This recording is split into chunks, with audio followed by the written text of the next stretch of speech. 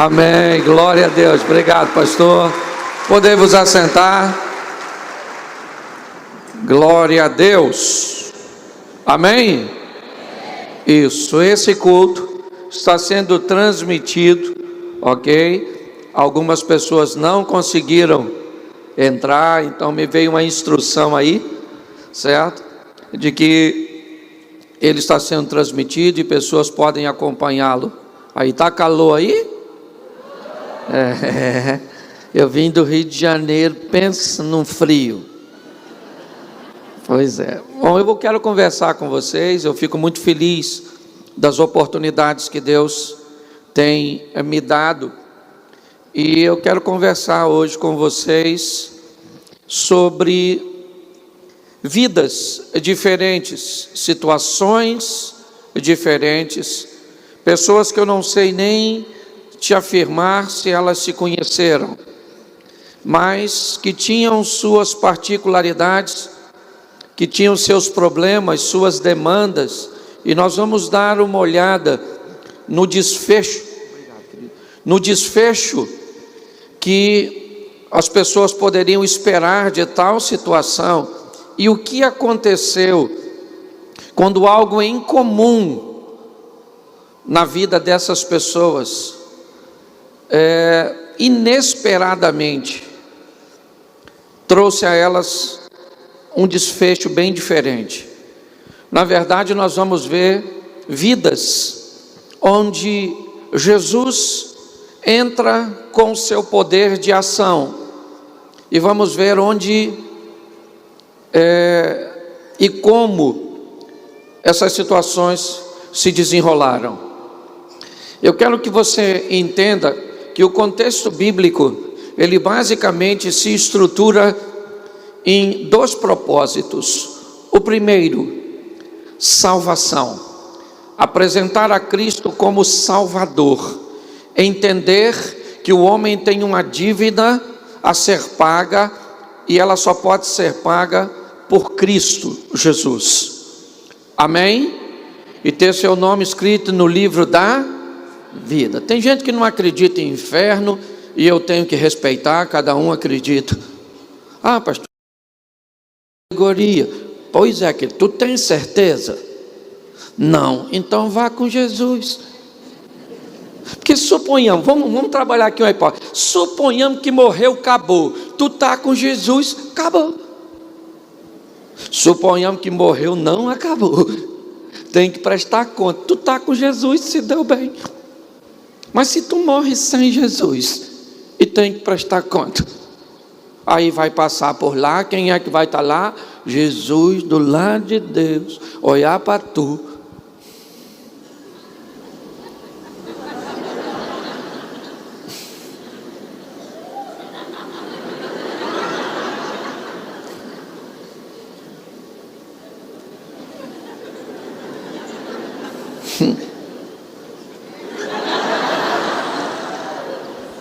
Você está rindo, mas o assunto é sério. Ok? Então converse com Deus sobre esse assunto. Mas além de Salvador, Ele também é Senhor, dono de nossa vida. A Bíblia também nos apresenta que além de nos salvar, Ele veio para se tornar Senhor de nossa vida, trazendo a cultura dos céus para colonizar a terra e colonizar a nossa vida, com um estilo de vida que inspire outras pessoas a andarem com Deus. Eu só quero falar isso com vocês para lermos o texto. Quando nós vemos a história da luz na vida do homem, ela é uma história bem interessante, porque quando nós olhamos para o passado, nós descobrimos que a vida era totalmente diurna. Todas as vezes que escurecia, o homem perdia a possibilidade de ter praticamente todas as suas atividades. Assim que o sol se recolhia, o homem então tinha que se proteger dos animais, tinha que buscar abrigo para se defender, até que a luz aparecesse novamente no dia seguinte, e ele então continuasse a sua estrutura de vida, até que o homem foi capaz de descobrir o fogo, a luz. E inicialmente numa fogueira, ele descobriu que ao redor dela, ainda que fosse num percurso extremamente limitado, ele poderia ter algum tipo de atividade. E o homem, então, quando escurecia, ele fazia uso da fogueira para dar a ele a possibilidade de se mover, talvez 5, 10, dependendo do tamanho das chamas e da fogueira. Mas aí ele descobriu que poderia pegar um pedaço de pau e fazer dele uma tocha. E agora essa tocha daria a ele a possibilidade de romper as trevas e chegar em lugares que a fogueira ou que a luz da fogueira não lhe permitia chegar. E ele agora, de posse da tocha, ele podia romper as trevas e ir um pouco mais além. Mas a tocha também o limitava, dava a ele a possibilidade de ir um pouco além da fogueira, mas já já ela se apagaria. E o homem acabou descobrindo o combustível, o óleo, o azeite. E agora, de posse de uma lâmpada, enquanto ele tivesse combustível, ele seria capaz de romper as trevas. Ele seria capaz de ir adiante. Agora não havia mais limite. Enquanto houvesse combustível em sua lâmpada, enquanto a luz estivesse acesa, ele poderia, independente das trevas que estivesse ao seu redor, a luz daria a ele capacidade de exercer atividade, de caminhar, de prosseguir. Talvez por isso você consiga entender quando a Bíblia diz que lâmpada para os meus pés é a tua palavra e luz para o meu caminho. O que eu quero dizer com isso? Que eu vejo aqui 3 estilos de vida que a luz oferece.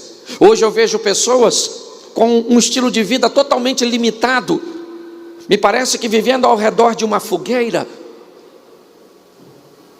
não consegue levar a sua vida para o incrível, para o sensacional, para o extraordinário. Por quê? Para o meu bem-estar? Não, porque eu sou garoto propaganda do céu.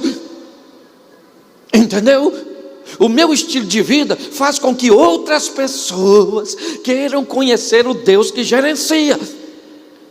Mas hoje eu vejo pessoas ao redor de sua fogueirinha. Vão morar no céu? Claro, receber o Cristo como Salvador, mas ao redor da fogueirinha.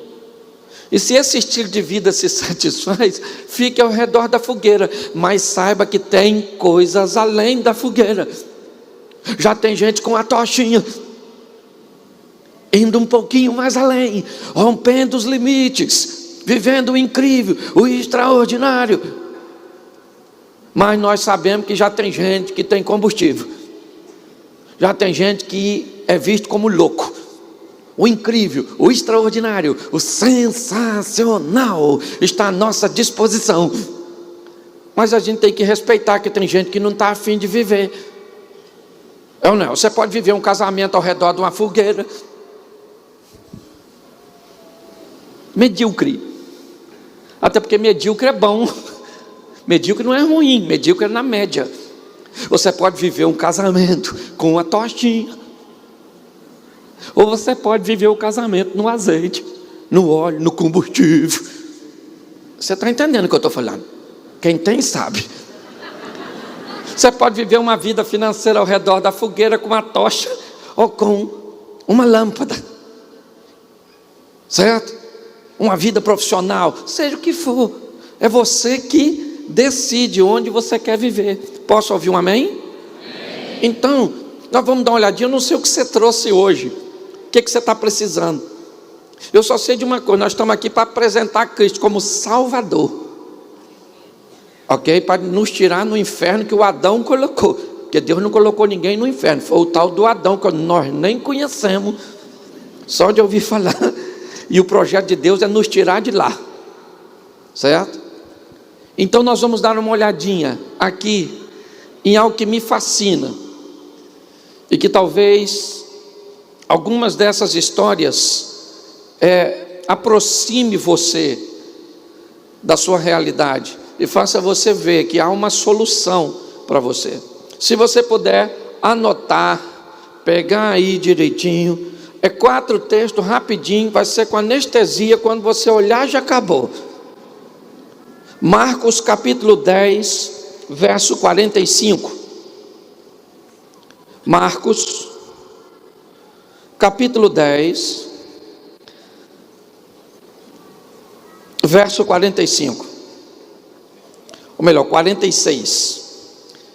Diz assim: e vieram para Jericó, e saindo ele de Jericó com seus discípulos e uma grande multidão, Bartimeu, o cego, o filho de Timeu, estava sentado junto do caminho, mendigando.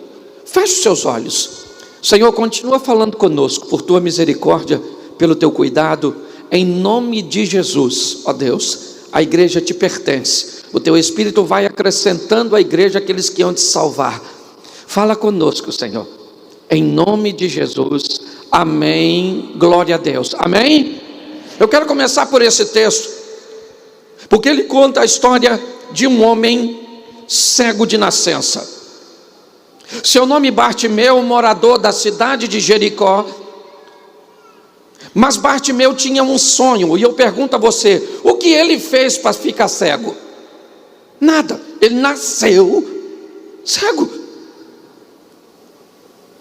Bartimeu cresceu sobre uma cegueira, se tornou um homem cego, mas ele nunca perdeu a expectativa e o desejo de um dia conseguir enxergar. Mas quem é que poderia fazer com que Bartimeu enxergasse? Quem é que poderia dar a ele a visão que ele tanto sonhava? A medicina não tinha recursos para dar a Bartimeu a visão. Bartimeu precisa seguir a vida mesmo cego. Então ele vai para a saída de Jericó, onde ele busca pessoas provavelmente a caminho de Jerusalém, com o coração bondoso, solícito, para dar a Bartimeu alguma coisa, algum donativo. Ele tem um estilo de vida, é verdade, talvez ao redor de uma fogueira, uma vida extremamente limitada, que ele só consegue fazer uma manutenção na sua estrutura de vida, baseado no ambiente que ele está inserido.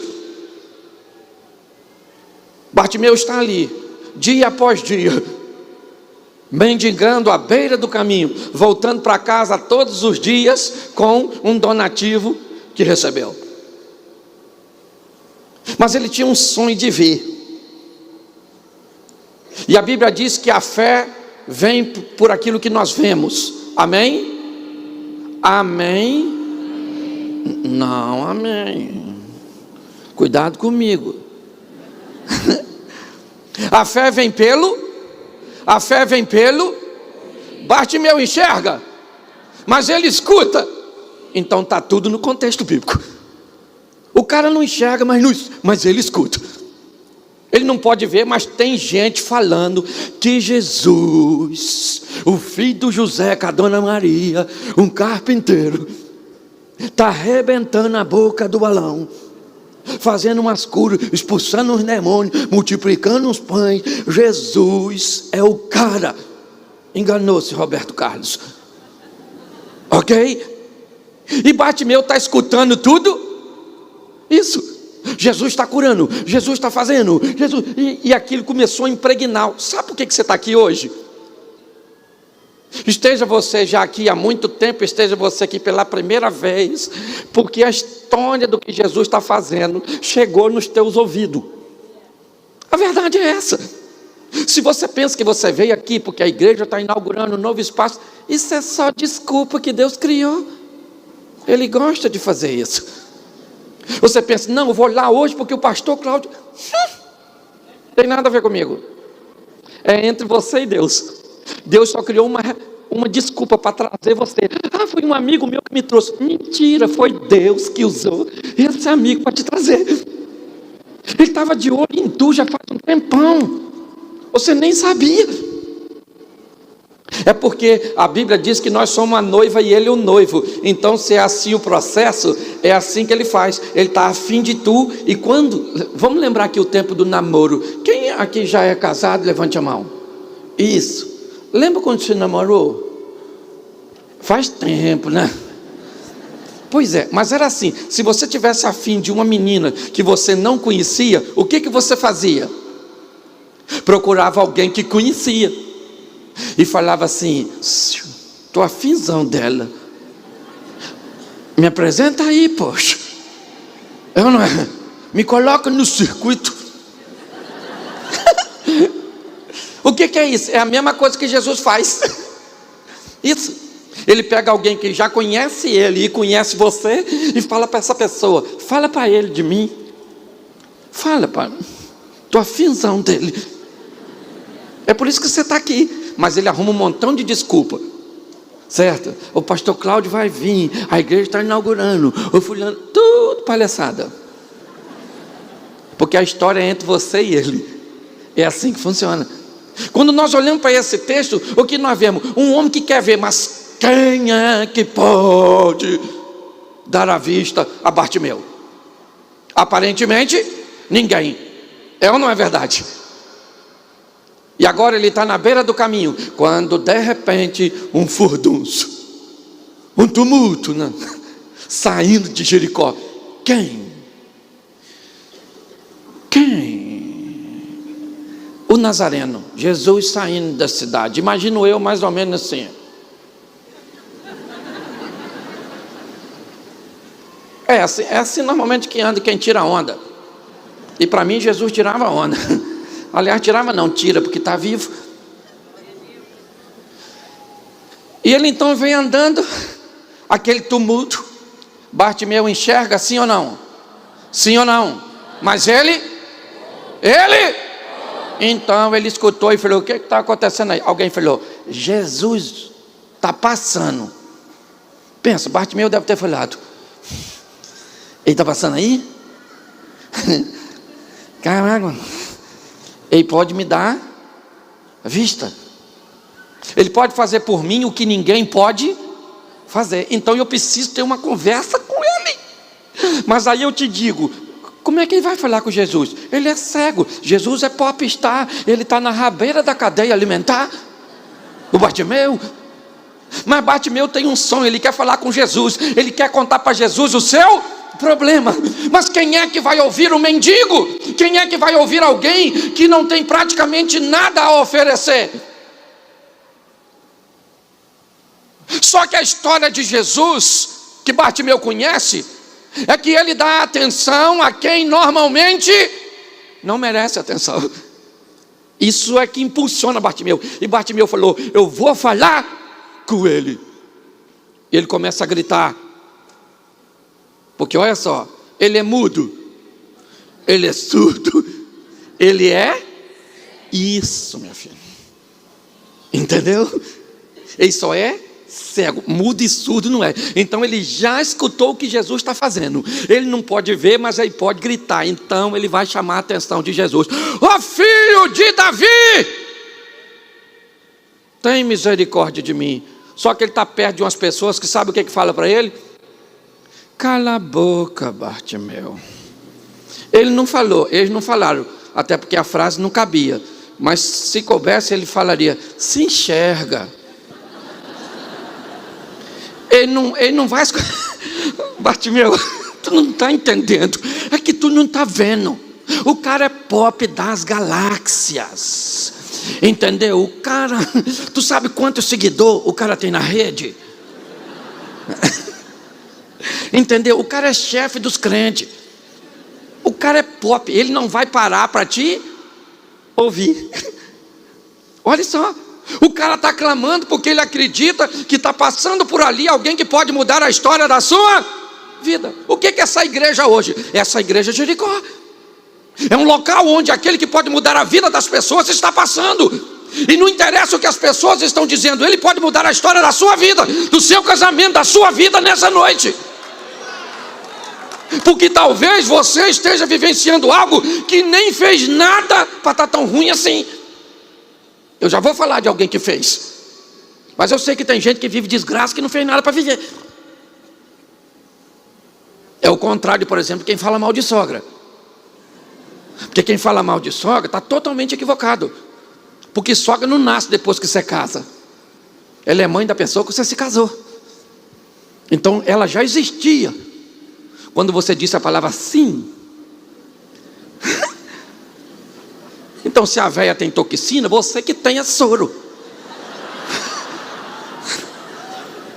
Mas eu sei que tem gente que hoje está enfrentando um câncer, está enfrentando um problema, está enfrentando uma adversidade, está enfrentando um comportamento do filho. Você está enfrentando algo que talvez não fez nada para que isso acontecesse, mas ele tem poder para reverter aquilo que parece uma fatalidade na sua vida. E o pessoal falou com Bartimeu: cala essa sua boca. E Bartimeu gritava cada vez mais alto. Por quê que ele gritava cada vez mais alto? Porque Jesus ficava cada vez mais distante. Ele está andando.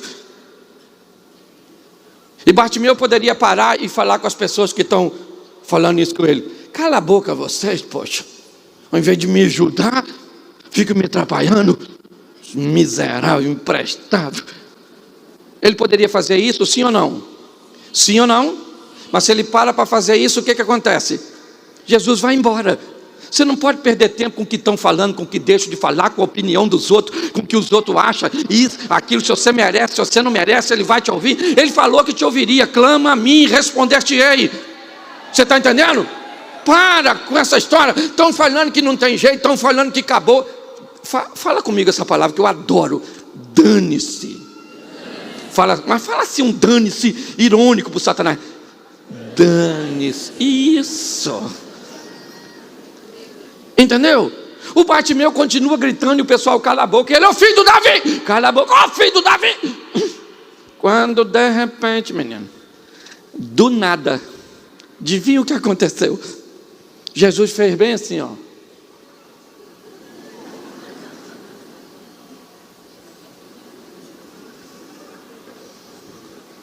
Alguém falou: por que parou?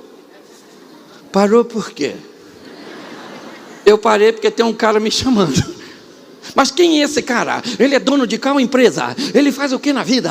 Ele tem o que de dinheiro? É um cara que está falando: filho de Davi. Escuta só. Filho de Davi sou eu. Ele está me chamando. Vai lá e traz esse camarada aqui. Alguém foi lá e Bartimeu ainda continua gritando, porque ele não sabe que o pessoal está indo. Ó, filho de Davi! Eu imagino o cara falando: grita não, irmão, peraí, pô. Ele já te ouviu, já estou aqui. Vamos dar um pulinho lá. Bartimeu deve ter estendido a mão e falou: vamos lá, filho. Vamos lá. Ele está chamando, né? Furou a fila.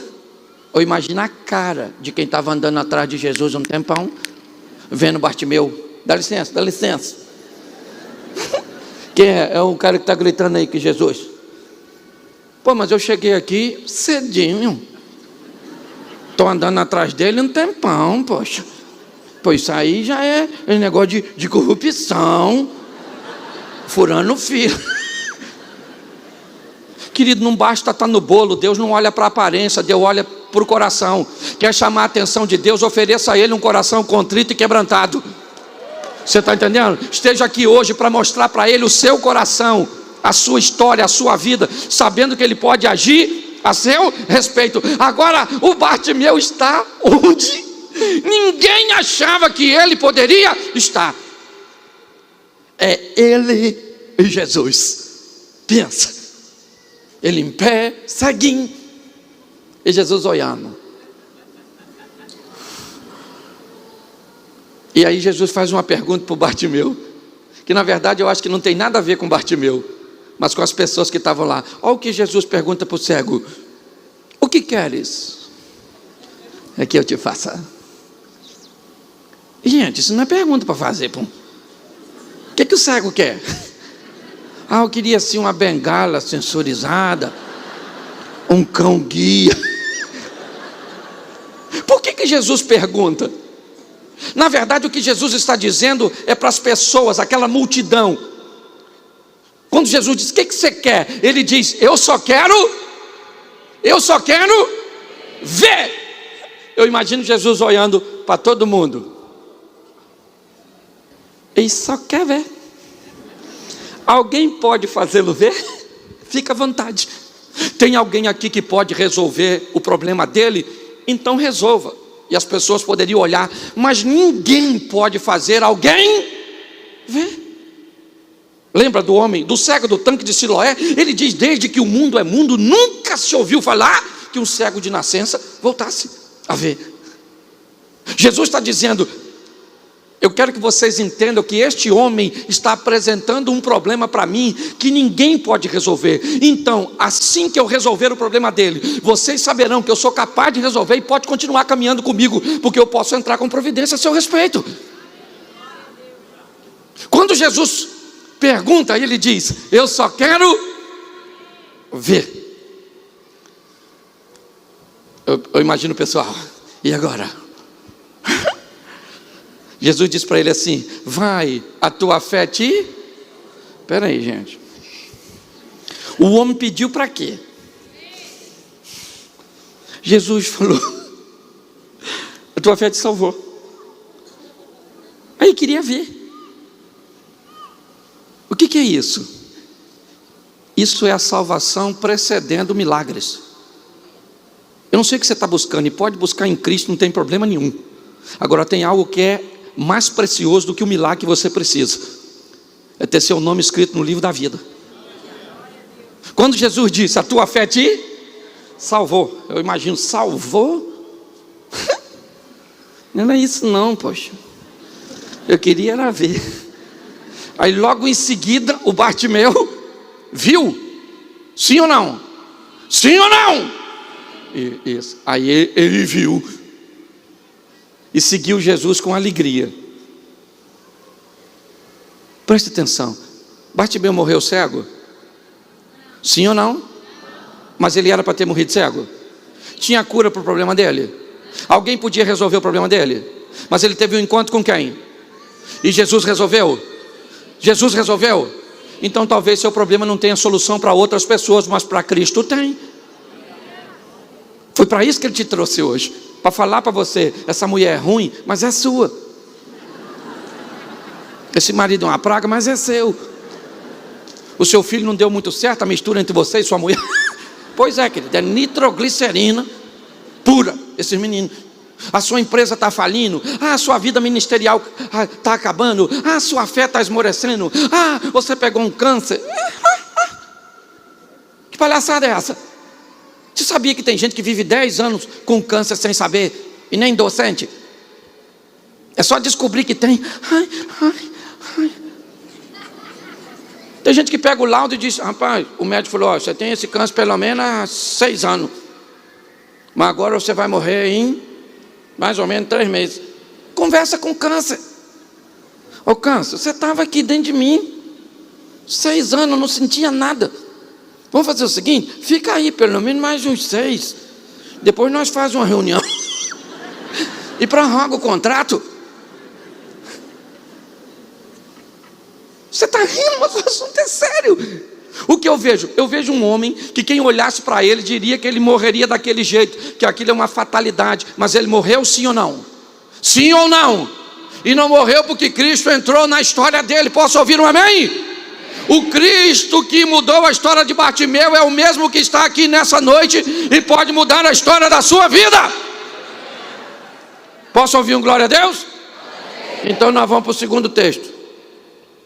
Você pode abrir aí sua Bíblia? Lucas 7, 11. Lucas 7, verso 11. E aconteceu que no dia seguinte ele foi a uma cidade Naim, e com ele iam muitos de seus discípulos e uma grande multidão. Quando chegou perto da porta da cidade, eis que levavam um defunto, filho único de sua mãe, que era viúva, e com ela ia uma grande multidão da cidade. Olhe para mim aqui. Nós vimos uma história de enfermidade em Bartimeu, uma cegueira. Agora nós vemos um problema um pouco mais intrigante. Um jovem morreu, uma inversão de valores. Pais criam seus filhos para que estes os sepultem, mas uma mãe está levando o menino para o cemitério porque o menino morreu.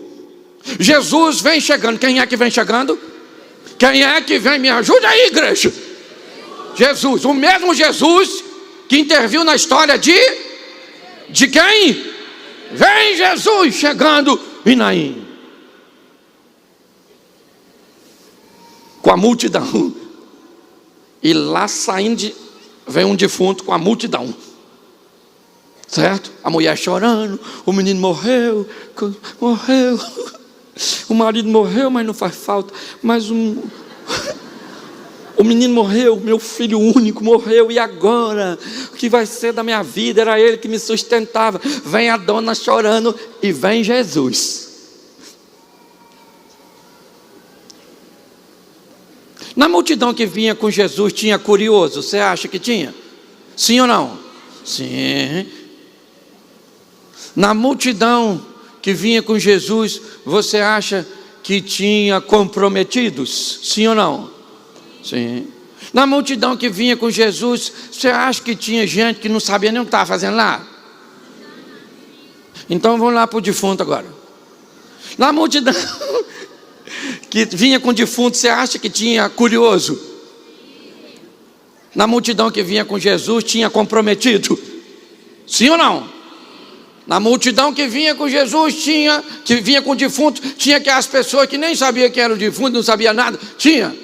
Isso. Na multidão que vinha com Jesus, tinha invejoso? Na multidão que vinha com o defunto, tinha invejoso?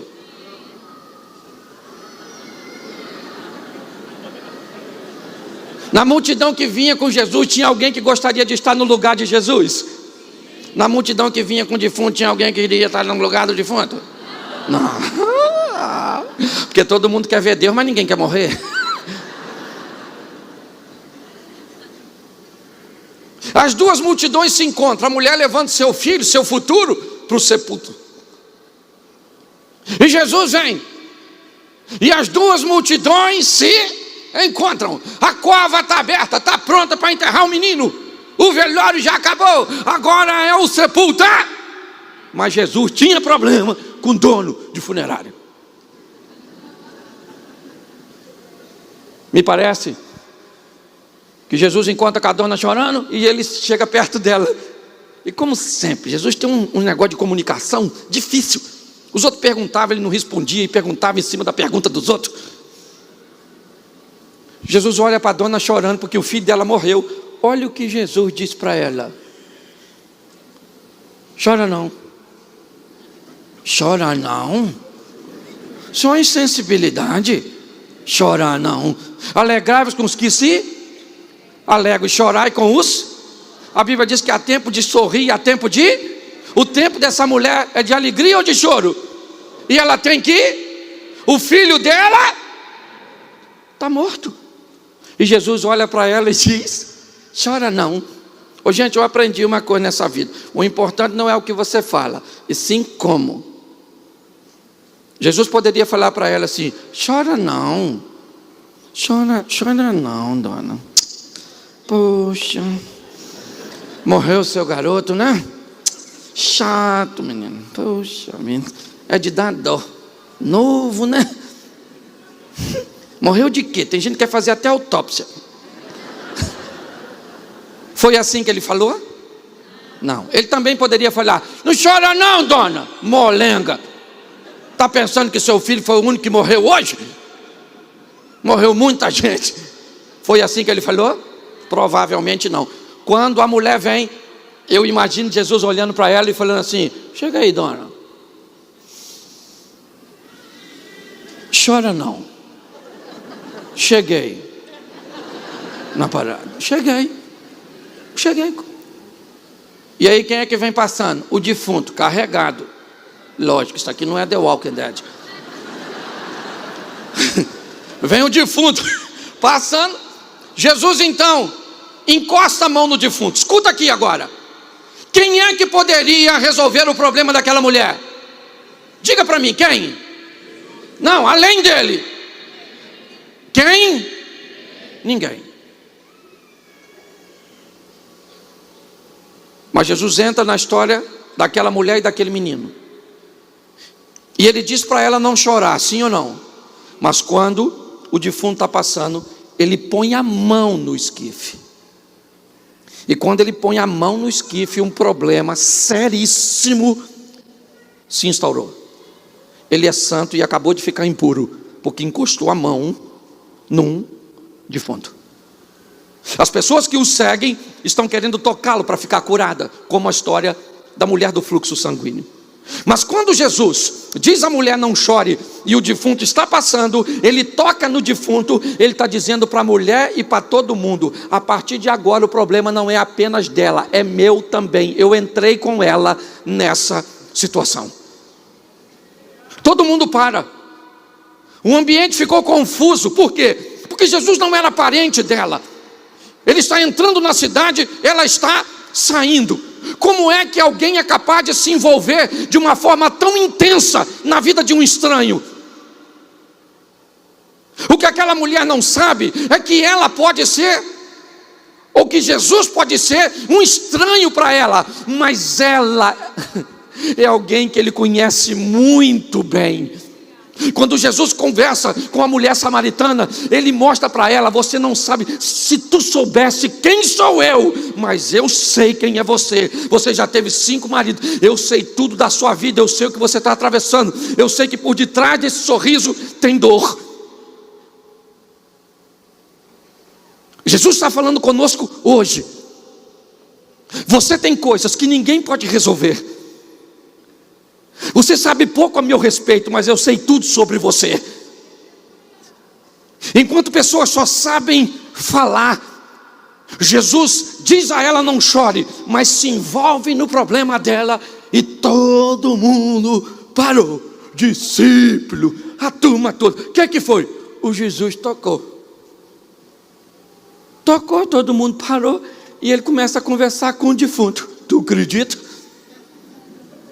Não sei se a pauta era: tá frio, sei lá, não sou obrigado a saber tudo. O defunto começa a conversar com Jesus.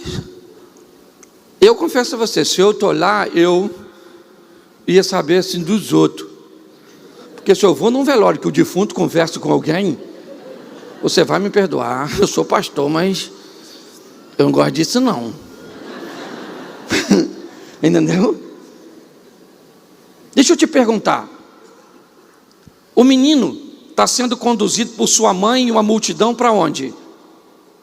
Para o cemitério. Está tudo aberto, está tudo preparado para receber. É algo irreversível, sabe? E agora eu imagino a mulher voltando para casa em Naim com o menino. Vamos voltar, filho, com mamãe. O pessoal chegando. Acabou o enterro rápido. Quem é aquele lá? É o filho da menina. Mas não morreu? Nossa, essa geração está tão difícil que não sabe nem morrer direito. Aliás, o grande problema da geração moderna é esse. Hoje nós estamos vendo investimento em coach. Eu não tenho problema nenhum com coach, viu? Não tem problema nenhum. Eu só acho que tem coach para ensinar as pessoas a viver bem. Mas nós estamos precisando de uns coach, pastor, para ensinar as pessoas a morrer bem.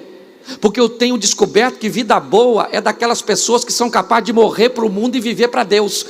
Nós precisamos de uns coach que ensinem gente a morrer, mas morrer bem morto. Sabe, morrer com força. Então, se você quer ser coach, não seja coach para ensinar as pessoas a viver. Seja coach para ensinar as pessoas a morrer. Porque a hora que ela morrer direitinho, ela vai viver com Cristo, vai viver em glória, vai viver o sensacional. Então, se está querendo se formar em coach, e se forme, mas com habilidade para ensinar as pessoas a morrer.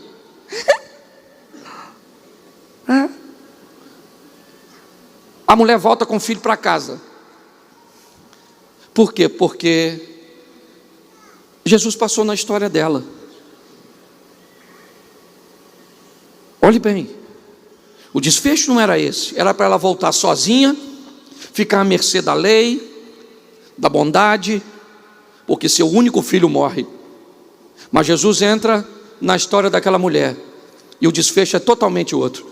Ela volta para a cidade com seu filho em sua mão para prosseguir a sua caminhada. Nós temos que entender o poder que Ele tem de agir na nossa vida, de intervir de uma forma milagrosa, para que o impossível se torne viável. Posso ouvir um amém? Amém. Deixa eu usar outro texto. Você pode abrir para mim Marcos 9:18? Só mais 2 textos. Marcos 9, versículo 18.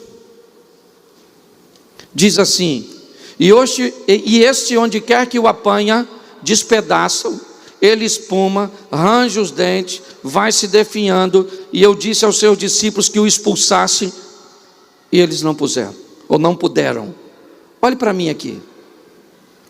Esse texto é diferente dos demais.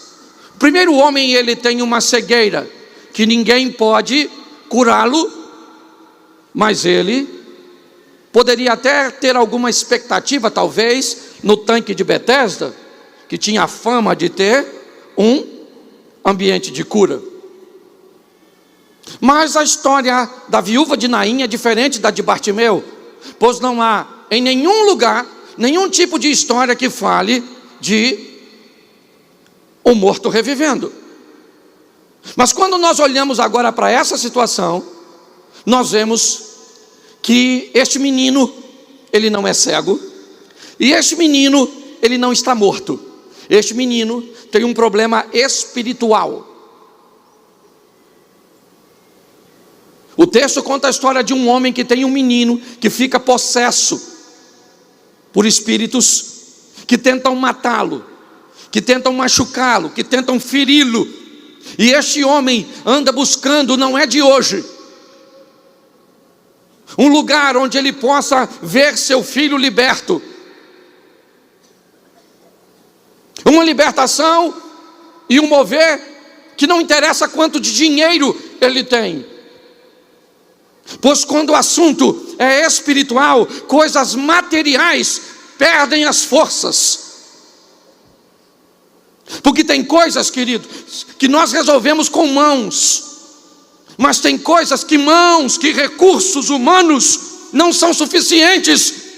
Então são joelhos que resolvem. Quando olhamos para esse episódio, o que vemos? Um homem que tem um problema espiritual na sua casa.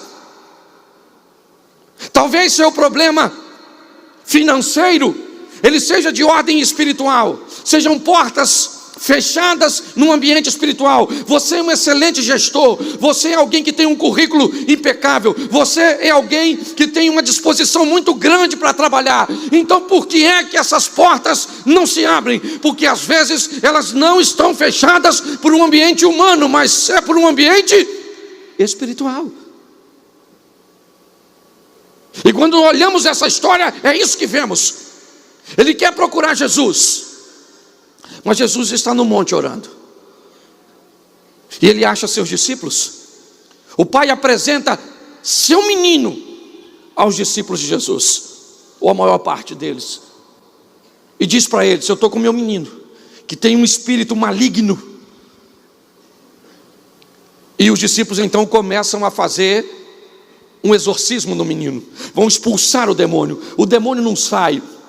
O menino fica violento. O problema deste homem e de seu menino se torna algo público. As pessoas estão vendo a exposição de sua família, de sua intimidade. Aquilo virou um espetáculo, virou um show, e o demônio não sai do menino. E nesse ambiente caótico, Jesus chega, do mesmo jeito que chegou para Bartimeu, do mesmo jeito que se envolveu na vida da viúva de Naim. Agora ele chega e pergunta: o que está acontecendo aqui? O que é isso? E o pai do menino se aproxima dele e diz: sou eu, Jesus, sou eu. Eu trouxe o meu menino, que tem um espírito, que toda vez que o apanha, é isso que acontece. E eu trouxe aos seus discípulos para que o expulsassem, mas eles não puderam. Note que essa situação é um pouco mais delicada, porque o pai acabou de viver uma grande frustração de ver pelo menos 10 homens, porque tinham 12 com Jesus, orando. Orarem para um demônio sair e o demônio não saía. Quando Jesus pergunta a este homem o que está acontecendo, ele diz: meu filho tem um espírito, onde quer que o apanha, o lança no fogo, na água, para o matar. Eu trouxe aos seus discípulos para que o expulsassem, mas eles não puderam. Se tu podes, nos ajude. Olha bem, a experiência que aquele homem e seu filho teve com discípulos foi tão traumática, que ele olha para Jesus e diz: se o Senhor puder. Por quê? É perfeitamente normal. Ele acabou de se ver frustrado. Os discípulos não puderam expulsar, e Jesus chega e ele diz: se o Senhor puder, faça alguma coisa por nós. Jesus disse: você pode crer? Tudo é possível ao que crê.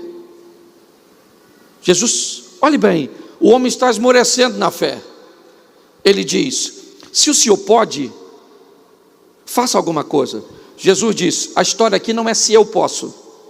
A história é se no meio dessa desilusão que você teve, se no meio dessa experiência negativa que você teve, você é capaz de continuar crendo. Porque se você vencer a incredulidade da experiência e as dores de seus traumas anteriores, eu sou capaz de fazer o seu futuro se tornar melhor. Se você pode crer no meio desse caos, se você consegue crer no meio muitas vezes de experiências negativas que se vê nas redes sociais, nas mídias, de exemplos negativos, de líderes religiosos, de pessoas que se dizem cristãs, mas não são. Se você for capaz de sobreviver a tudo isso e continuar crendo, você pode ter certeza que tem grandes milagres para acontecer na sua vida. Nós não podemos deixar as experiências anteriores azedar o nosso coração. Jesus olha para ele e diz: se você for capaz de crer, sabe o que o homem diz? Eu creio, Senhor, mas ajuda na minha incredulidade. O que o homem faz? Pega seu trauma, pega sua dor, pega suas experiências negativas e coloca aos pés daquele que ele foi procurar. Jesus diz: então me traz um menino. E quando o demônio viu Jesus, aí que o demônio ficou endemoniado mesmo no menino. E Jesus perguntou: quanto tempo acontece isso? Ele falou: desde a infância. O demônio pega meu filho, joga no fogo, joga na água. Um demônio do X-Men, um bicho doido, para o matar. Aí Jesus olha para o menino e para o demônio que está no menino e diz o quê? Sai dele agora e nunca mais entra nele. O menino ficou estadalado. Alguém falou: morreu. O pai do menino deve ter falado: não era isso não, poxa, agora matou meu garotinho, o demônio não entra mais mesmo, né? Ele vai entrar no defunto. Jesus acaba de libertar o menino e as pessoas que estão perto dizem que ele o matou. Jesus então segura na mão do menino, entrega a ele o pai. Preste atenção, porque isso é extraordinário. Eu não sei se esse homem conheceu Bartimeu, ou se ele conheceu a viúva de Naim. Eu sei que ele tinha um problema que ninguém podia resolver, e era no campo espiritual. E Jesus entrou com providência, e fez por aquele homem e por aquele rapaz a mesma coisa que fez por aquela mulher e por aquele menino. A mesma coisa que fez por aquele cego à beira do caminho. O que, pastor? O que ninguém podia fazer. É isso que nós precisamos entender. Nós estamos próximos, nós estamos perto de alguém que tem poder para mudar a história da nossa vida, independente do que seja. Eu não estou criando em você uma falsa expectativa. Não é isso. Eu estou querendo mostrar a você que há possibilidade para que as coisas se equacionem, ainda que pareça que não dá para equacionar. E deixa eu usar o último texto aqui, para eu já ir fechando. João capítulo 8. João 8.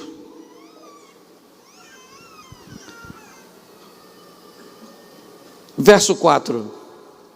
E pondo-a no meio, disseram: mestre, essa mulher foi pega no próprio ato, adulterando, e na lei nos mandou Moisés que as tais sejam apedrejadas. Tu, pois, o que diz?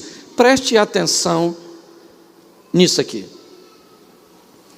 O texto diz que Jesus estava no Monte das Oliveiras orando, e pela manhã ele foi para o templo. O texto diz que perto do Monte das Oliveiras, uma mulher também passou a noite, mas não foi orando, foi fazendo aquele negócio, sabe o que é, né? Aquele negócio que os casados faz pouco. Tá rindo de mim ou de tu? A mulher passou a noite no cerol. Ok? Tá bom. Com um homem que não era dela. A lei de Moisés diz que esse tipo de comportamento era passivo de sentença de morte por apedrejar. Pergunto eu a você agora, querida e querido, essa mulher sabia que esse negócio ia dar ruim? Sabia não? Claro que ela sabia. A dona sabia. Só que como ela nunca foi pega antes, ela achou que ia dar certo sempre. Entende? E se ela fosse pega, faria como a maioria de todos fazem. Foi a primeira vez que eu fiz. Mentira. Uma dona solícita. Ela vai ser apedrejada, sim ou não? Sim ou não? Sim, vai ser. Vão levar ela para tacar pedra nela. Perguntinha básica para tu: ela merece? Sim ou não? Claro que merece. Porque tem coisa que a gente merece. Porque fomos nós que procuramos. Diferente da cegueira do Bartimeu, da morte do menino e do demônio do outro garotinho. Tem coisa que a culpa, fala para quem está do seu lado, tem coisa que a culpa é tua mesmo. E não me olha com essa cara de inocente. Porque tem coisa que somos nós que procuramos, sim ou não? Sim ou não? Sim. Tem crise no casamento que fomos nós que procuramos. Tem comportamento de filhos que fomos nós que procuramos. Tem dívidas que fomos nós que procuramos. Tem doença que fomos nós que procuramos. Sim. O cara fuma. Um enfisema pulmonar. Nossa, Satanás está furioso. Querido, o cara fumou a vida inteira, se converteu, descobriu que tinha um câncer no pulmão. Nossa, o inimigo, falei: não, querido, mas eu estou com Jesus. Eu falei: você é o seguinte, o coração é de Jesus, o pulmão era da Souza Cruz. Era assim.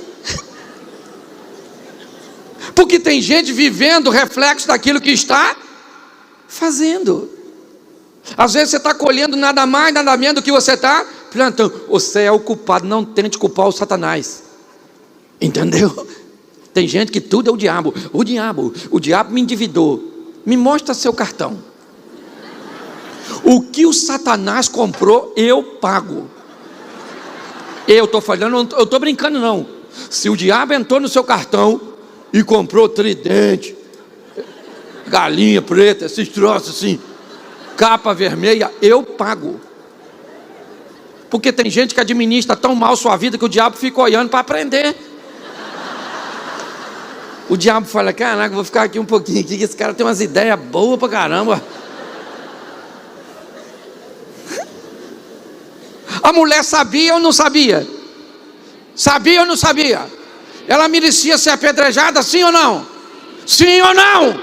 Sim, porque tem coisa que a gente merece. Merece ou não merece?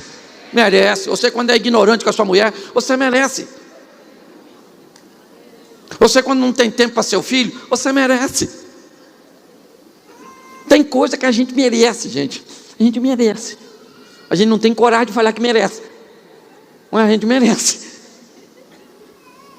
E a mulher merecia, não merecia? Então vão tacar pedra nela. Porque até o homem que ela arrumou é frouxo. Porque ela vai ser apedrejada sozinha e o cara, ó. E vai ela, sei lá se estava seminua porque foi pego em flagrante. Jesus nem olha para ela quando chega lá. Não sei se é para não deixar ela sem graça. Eu imagino o pessoal falando: vamos dar uma pedrada nela. Cara, o que é aquilo lá? É uma mulher adúltera que está sendo e vai ser apedrejada. Vamos lá, apedrejar a mulher adúltera, né? Sem vergonha. Isso. Vamos lá dar uma pedrada nela. No meio da multidão devia ter uns adolescentes jovens, solteiros, não devia? Que devia estar olhando para a mulher e falando: pô, os pedreja não, pô. A dona tão maneira, pô, assim, né? É uma perda muito grande. Também devia ter mulher lá, sim ou não? A mulher deveria falar o quê? Taca a pedra nessa magrinha sem vergonha. Devia ter homem também, devia ou não devia? Falando: não quero me meter nisso, negócio de pedrejamento. Devia ter uns idosos assim, uns homens bem idosos. Taca a pedra na dona mesmo. Não faço mais nada, me dá raiva de saber que os outros fazem. O que eu quero que você entenda é que a multidão está lá. Todo mundo com seu julgamento na mão de alguém que tem um estilo de vida errado e que fez escolhas que as puseram onde ela está. Mas no caminho alguém tem uma ideia muito ruim. Vamos levar essa pessoa para Jesus? Essa mulher adúltera? Vamos levar para Jesus. Eles deviam saber o que aconteceu com o Bartimeu, o que aconteceu com o filho da viúva e o que aconteceu com o endemoniadinho do Eckerman lá. É ou não é? Escute só, que se soubesse não levava. Alguém falou: vamos levar essa mulher para Jesus e vamos perguntar a ele se nós podemos apedrejar ela. Ele não precisava da opinião de Jesus. Ele já tinha a lei de Moisés, sim ou não? Mas eles foram levar lá. Por quê? O que eles estão pensando, gente? Se nós levarmos para Jesus e perguntar a ele, e ele falar: pode tacar pedra, o que nós vamos fazer? Nós vamos apedrejar a mulher, vamos voltar e vamos falar que ele prega amor, mas mandou matar a mulher. E se ele falar para não tacar pedra nela, vamos acusar ele de blasfêmio e vamos tacar pedra nele também. Alguém falou: caraca, ele não tem saída. Genial. Levaram lá, chegaram lá, jogaram a dona assim, e Jesus baixou e está só escrevendo assim. O que ele estava escrevendo? Eu não sei, eu não estava lá não, eu só li a mesma coisa que tu. Ele está lá com o dedo assim. E alguém falou: Jesus, taca a pedra nela ou não taca? Taca ou não taca? E Jesus está: taca ou não taca, Jesus? Taca ou não taca? Taca ou não taca? Fala aí, poxa. Jesus levantou.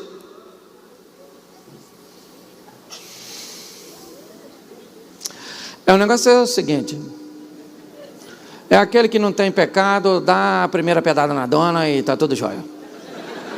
Baixou e voltou a escrever. Você sabe com quem ele falou isso? Não foi com a multidão, porque a lei do Moisés dizia que quem tinha que tacar a primeira pedra era testemunha ocular. Quem viu, não podia ser uma só, porque eles não aceitavam, tinha que ser mais de uma. Quando Jesus disse: atire a primeira pedra, ele está falando só com uma classe de pessoas no meio daquela multidão. Quem? Quem viu. Aí olha o que Jesus disse: aquele que não tem pecado, atire a primeira pedra. A lei dizia que se alguém testemunhasse de forma incorreta, estava debaixo da mesma pena. Ou seja, quando Jesus diz quem não tem pecado, comunidade pequena, um olhando para o outro, ele falou que não tem pecado, né?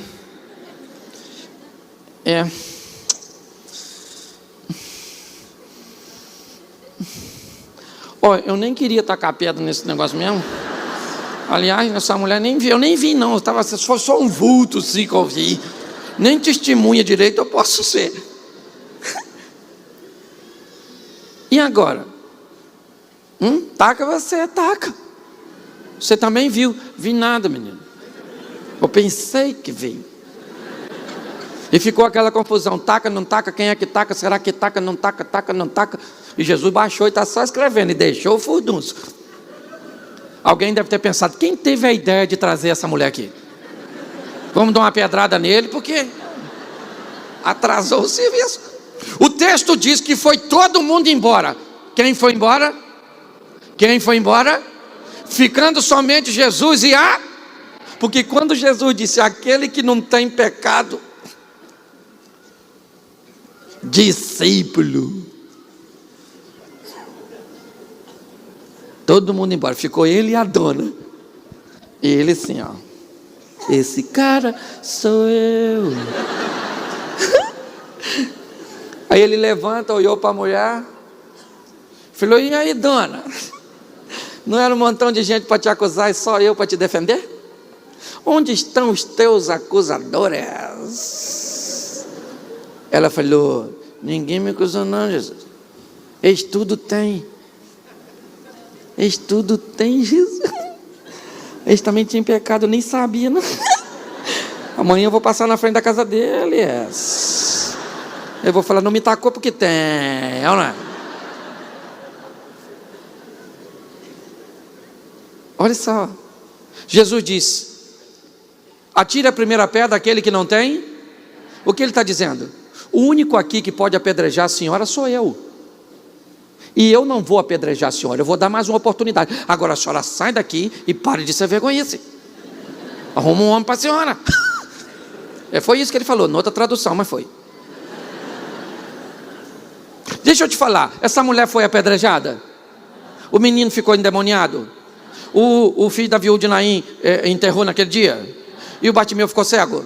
Por quê? O que essas histórias têm em comum? Jesus passou. Passou e passou. E cadê o Bartimeu? Está aqui? Tá não? Tá não, né? Alguém viu o Bartimeu aí? Você viu o filho da viúva de Naim aí? No culto hoje, sim ou não? Não, né? Ou você viu o menino endemoniado? E o demônio que estava no menino? Também não veio.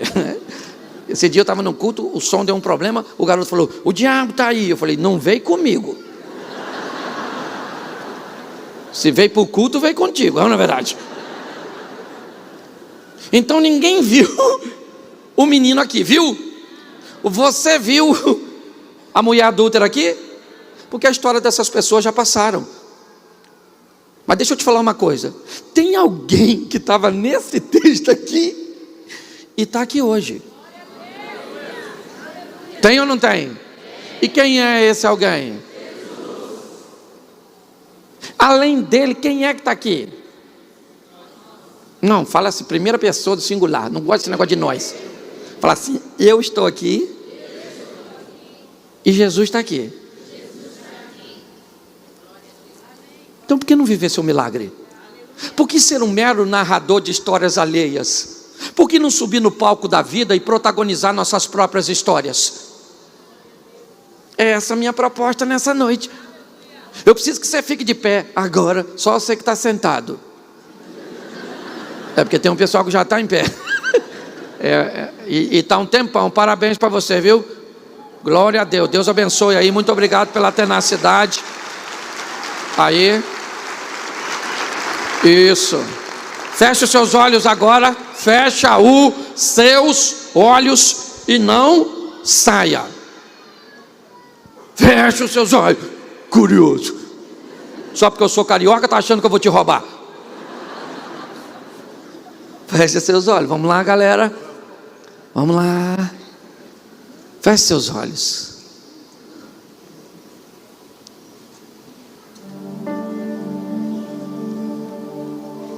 Ele está em nosso meio e podemos senti-lo, pois as pessoas passam, mas Ele permanece. para sempre. Ele não muda. Seu poder excede todo o entendimento. E talvez você precise e tenha algumas demandas. E ele não tem problema com isso quando conversou com Bartimeu.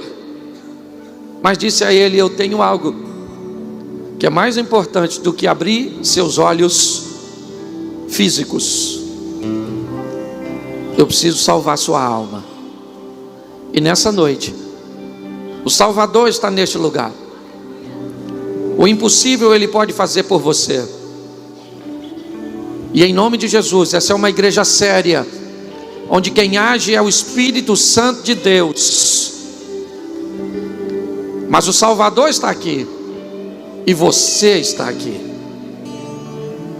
Então eu quero todas as mãos agora para baixo. Não levante suas mãos. E eu quero, em nome de Jesus, se nessa noite você quer voltar para os caminhos do Senhor, se nessa noite o culto está acabando, Pastor Júnior não pode ir para a sua casa com você, eu não posso ir para a sua casa com você, ninguém desse ministério de louvor pode ir para a sua casa com você, mas Ele pode, Cristo pode.